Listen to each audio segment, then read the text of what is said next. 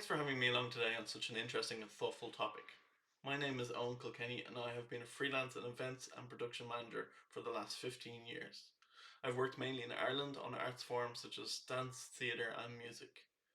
1 year ago we got a call to say that our event was shutting down. We were in the middle of a show in Cork and a couple of hours later we had the set taken down, we had the lighting returned to Galway and I was back in Dublin and that was it for months. My talk today is around the idea of resurgence in the arts industry, and I'm going to look at things such as the online world, our place in society, as well as looking behind the scenes to speak to some of the benefits that have happened during the pandemic.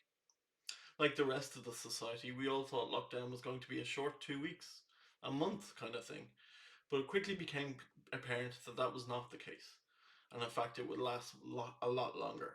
So as people became familiar with work from home and Zoom calls, people in the arts were wondering how they'd fit 300 people into their front room.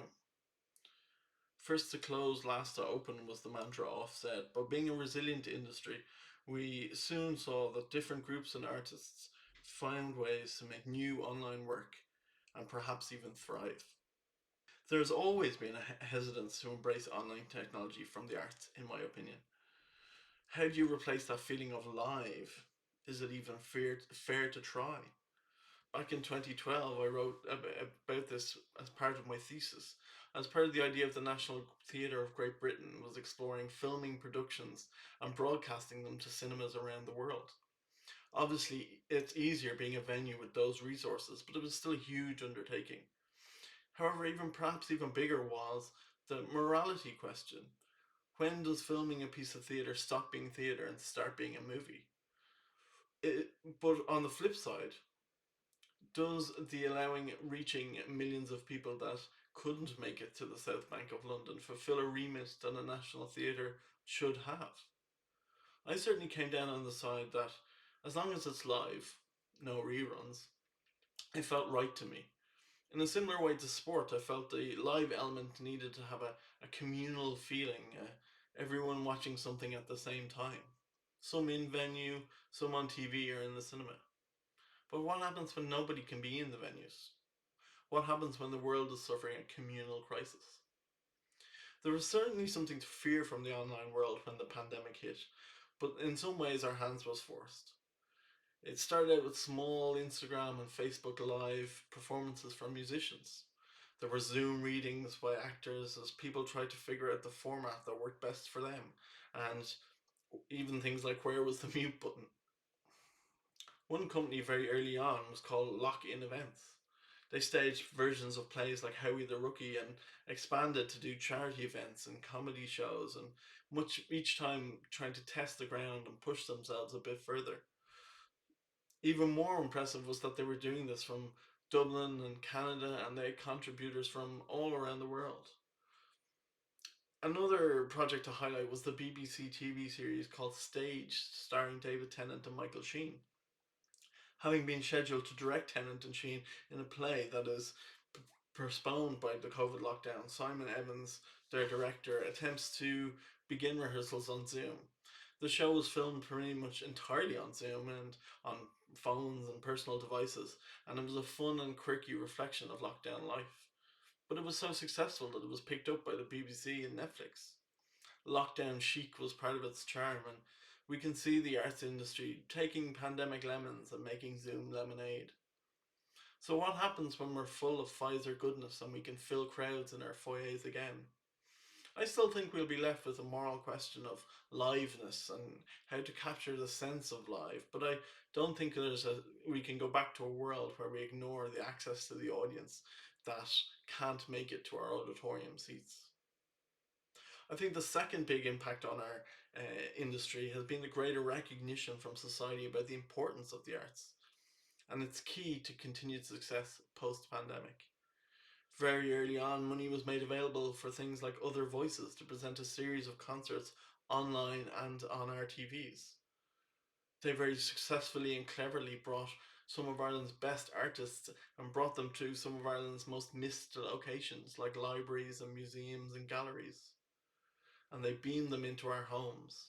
Successful series were capitalised towards the end of the year by many live streams from venues around the country, providing employment and access to missed loved artists for audiences. It also helped return the local by allowing venues to present programs that were more specific to their audiences and their localities.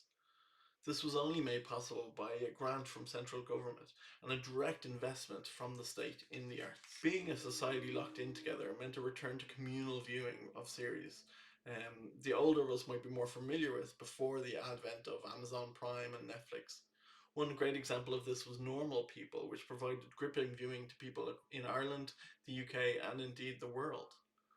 It was a great showcase of Ireland. It even featured the GAA, but it was important to note that that show did not come from nothing. It stemmed from books by a brilliant young author who credits help from writing groups in her local arts centre. It stars fantastic actors trained through one of Ireland's top Academy of Arts, and it's produced by a company who built from Irish funded movies and series, and it's commissioned in association by the state broadcaster. Getting the message across that funding of all levels of the arts leads to massive worldwide recognition. This is very important. We also had a new government formed eventually during this pandemic, and with it, a new minister. Someone who seems to recognise the importance of the arts and its ability to trickle down funding through the system and bring benefits to the wider economy and worldwide recognition, as mentioned before. So, in one quick swoop, we've seen the arts funding raised to levels it's never been before, and that so many have tried to get it to. Our job now is to keep showcasing the benefits, both socially and economically, of that funding and to ensure that it does not drop. The third and fourth areas are more so behind the scenes, but no less glamorous or important. As with our 9 to 5 colleagues, this pandemic has given us in the arts more time to reflect on the working conditions we have. Obviously, there's direct focus on things like medical diseases and cleanliness due to the COVID-19 spread. Funding schemes have often meant that as much money as possible is ploughed into the arts and not so much into the buildings that it's housed in. We also need to look at the conditions that we subject our crews and performers to. I know some money has been made available for these initiatives. Working with poor ventilation, low light conditions for hours on end, under time pressures, takes physical toll on our workers in a variety of ways, and I think this pandemic bringing those into focus is a real benefit. As much as anything, I think this pandemic needs to give workers a voice to identify these difficult working conditions without fear and recourse that there has been before. Working hours and ways of working have similarly changed, just like in mainstream offices. We are looking at more flexi time, working from home arrangements, and while that's not always possible in the arts, we need to explore the use of our times and demands on our workers to maintain a better family and work life balance.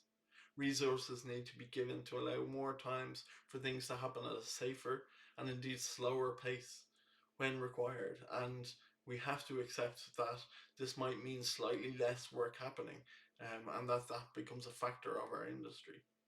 Survey upon survey says that working conditions provide better output, but I think in the arts we've relied too much on our past resilience to get us through, and that is something that needs to change.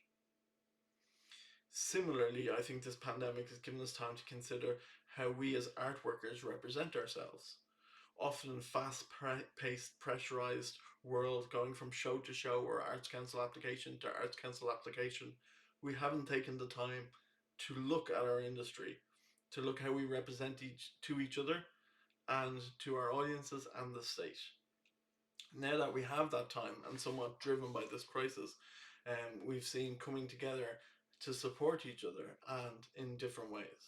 Organisations like the Irish Theatre Institute and Theatre Forum have run courses on everything from applications to tax and PUP.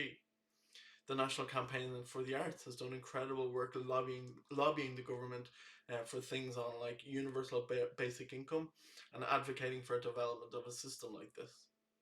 We've seen unions like Equity increase membership and even new unions such as Practice developed.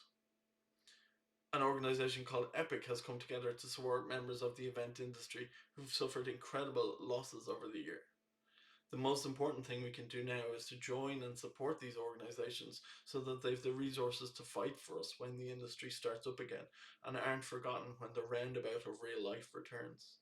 We will need them at the next crisis, so we need to ensure they are supported now. My final thought is simply around the idea of the faith I have in our industry.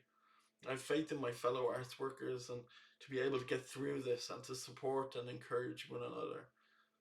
We have shown that we can get through this crisis and come out stronger.